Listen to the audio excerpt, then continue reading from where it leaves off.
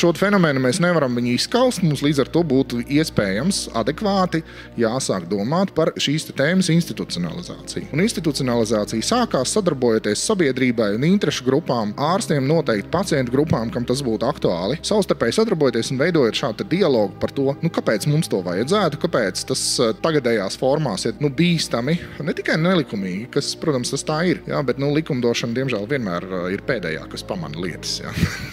Pārsvarā viss jau sen ir noticis, un tad likumdevējs kaut ko tur pieņem. Tāpēc, ka līdz viņam ir aizgājis message. Jā.